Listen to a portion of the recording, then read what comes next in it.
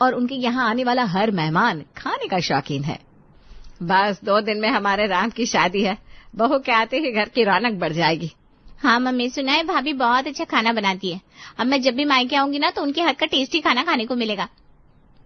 हाँ, जैसे हम तो तुझे अच्छा खाना खिलाते ही नहीं थे, है ना? अरे मेरे कहने का वो मतलब नहीं था चाची, मैं तो अरे मजाक कर रही हूँ भाई। हम सब भी तो बहू के हाथों का खाना खाने के लिए बेसब्री से इंतजार कर रहे हैं। देखते ही देखते 2 दिन बीत जाते हैं और निशा मेहता परिवार की नहीं डिफूडी मेहता परिवार की बहू बनकर आ जाती है। मुंह दिखाए की रस्म में सब उसे छेड़ते हैं। निशा बहू, तुम्हें भी खाने का शौक है कि नहीं? इनके यहाँ तो सब के सब खाने के और खिलाने के शौकीन है। खुद भी खूब खाते हैं और दूसरों को भी खूब खिलाते हैं। हाँ भाई, पूरा शहर अब इनके परिवार को खाने का शौकीन मेहता परिवार के नाम से ही जानता है। वो तो है भाई, अच्छा और स्वादिष्ट खाना तो हमारी कमजोरी है और मिल बांट कर खाना हमारी आदत। जब हम स्वादिष्ट खाने को बांट कर खाते ना तो हमारी खुशी दुगनी हो जाती है। इसी तरह हंसी मजाक के बीच मुंह दिखाए की रस्म पूरी होती है। निशा एक बात अच्छे से समझ जाती है कि यहाँ अपनी जगह मजबूत बनानी है तो अच्छा खाना बनाकर खिलाना ही पड़ेगा। आखिर जॉइंट फैमिली है भाई, आने वाली बहुओं पर रौब भी तो पड़ना चाहिए। अगले दिन सुबह, मम्मी जी आज नाश्ता मैं बनाऊं? अरे नहीं, आज नहीं, अभी कुछ दिन तुम देख लो कि घर में कैसा खाना बनता है, फिर हम तुम्हारी पहली रसोई की रस्म पूरी करके तुमसे खाना बनवाएंगे। खाना बनाने की इतनी जल्दी मत करो बेटा, बाद में बस दिन रात यही काम करना है। और मेरी मानो तो इस घर में अच्छा खाना बनाने की भूल कर भी कोशिश मत करना, वरना अपने आराम से हाथ धो बैठोगी तुम। हाँ, ये क्या पट्टियाँ पढ़ाई जा रही है नई बहू को? हाँ, पट्टियाँ नहीं पढ़ा रही हूँ माँ जी, मैं तो क्या रही तो बस इससे अपना एक्सपीरियंस शेयर कर रही हूँ। तुम्हारी ड्रामेबाजी। चाची सास बन गई हो फिर भी हरकतों से बिल्कुल बच्ची हो। चलो नाश्ता लगाओ, बाहर सब इंतजार कर रहे हैं। और सुनो, 2 प्लेट ज्यादा लगाना, मोहन के दोस्त भी आए। निशा नाश्ता लेकर बाहर जाने में मदद करती है और खाने की वैरायटी देखकर हैरान रह जाती है। हाय, ये नाश्ता है, ये खाना? मैंने तो नाश्ते में केवल पोहे और उपमा ही देखा है। यहाँ तो पोहे और उपमा को छोड़कर दुनिया भर की सारी चीजें हैं। ये तो सचमुच काफी शौकीन परिवार है।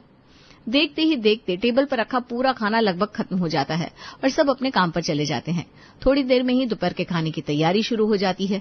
सब जेंट्स का खाना पैक होकर दुकान जाता है और घर की लेडीज खाना खाती हैं। निशा बेटा, तुम तो कुछ खा ही नहीं रही हो।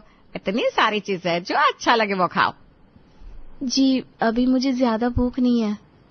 तो जब भूख लगे तब खा लेना, शर्माना मत। अभी तो सुबह का खाना ही नहीं पचा है, अब तो सीधे रात को ही खा पाऊंगी।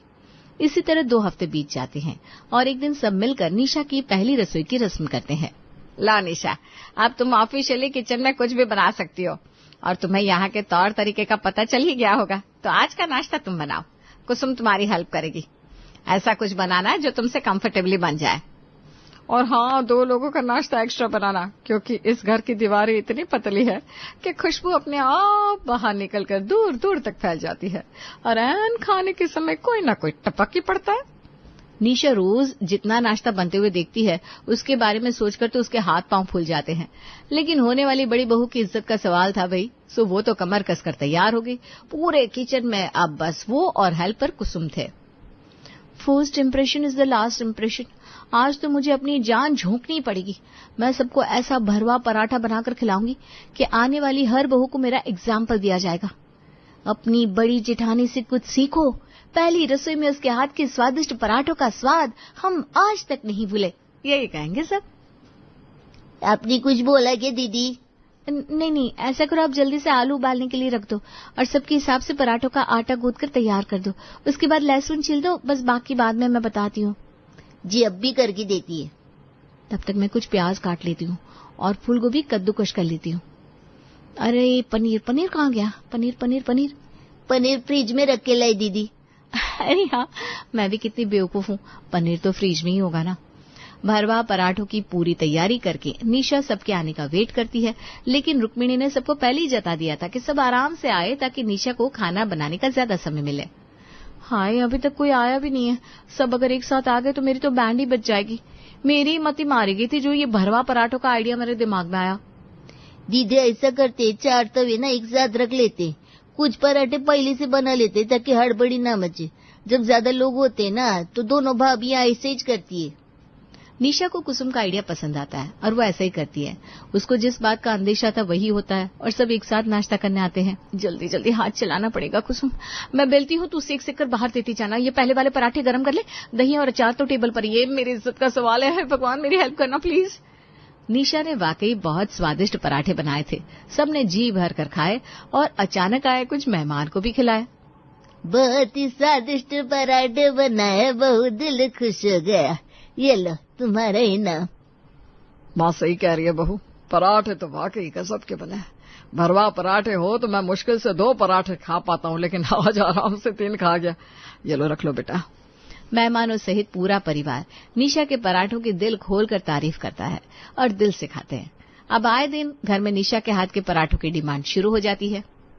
भाभी आज आप पनीर के पराठे बनाना और थोड़े एक्स्ट्रा बनाना, मैं कॉलेज भी ले जाऊंगा। आज सबको ना आपके हाथ के टेस्टी पराठे खिलाऊंगा तो उनका भी दिन बन जाएगा।